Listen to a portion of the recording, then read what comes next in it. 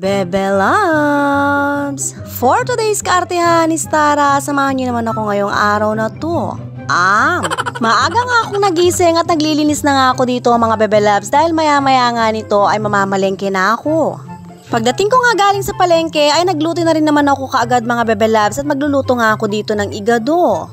Kagabi pa kasi ay nagchat na nga sa akin yung bunsong kapatid ko mga Bebe Loves at sinabi nga na dito nga daw sila manananghalian. Kaya naman imbes na alas 12 parugo ang gising ng Bebe Loves nyo, Diyos ko, alas 8 pa lang ay talaga namang bumangon na ako.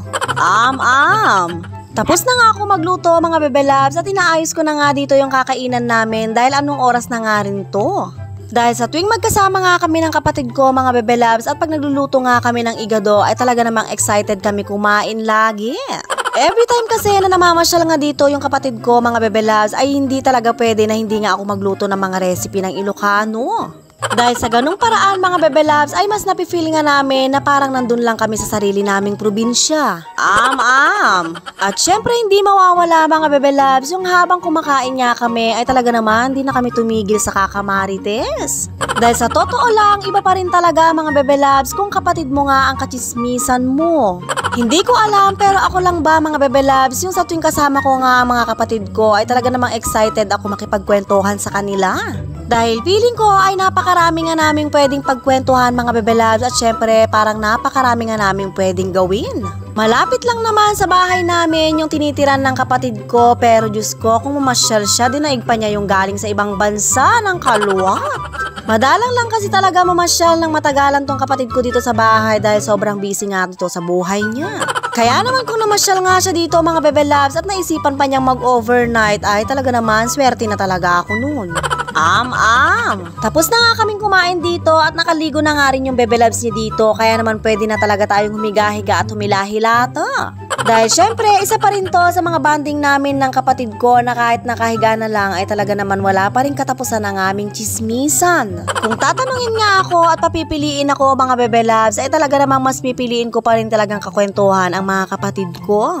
Dahil sa totoo lang, iba talaga ang saya pag sila ang kausap at kakwentuhan mo dahil alam na alam mo nga na sa kanila ay safe na safe yung mga kwentuhan yung malupitan. Sila din kasi yung mga taong hindi huhusga sa'yo mga Bebe Loves at syempre sila din yung mga magtatanggol sa'yo. Wala namang perpekto sa magkakapatid mga Bebe Loves, minsan talaga ay merong tampuhan pero ang mahalaga nun ay hindi talaga kayo nag-aaway-away. Isa talaga yan sa mga ipagmamalaki ko mga Bebe Loves kaya naman lumabas na tayo para makapanood kami ng sagala. Itsura nga akong bagong gising dito mga Bebe Loves dahil kanina ang nagkwekwentuhan kami ng kapatid ko ay hindi ko namamalayan nakaidlip pala ako.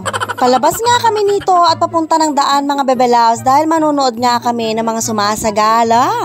Ay Rugo, buti na lang talaga may naabutan pa kami. Pero Diyos ko, konti na lang sila.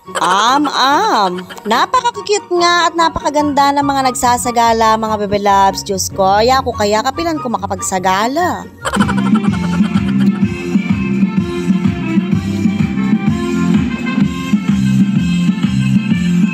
Napakarami nga namin dito sa daan dahil halos lahat nga kami ay nagsilabasan. Malapit na kasi ang piyesta dito sa barangay namin mga Bebe Loves kaya naman ihanda nyo na yung mga ilong nyo dahil makakaamoy na naman kayo ng mga minudo.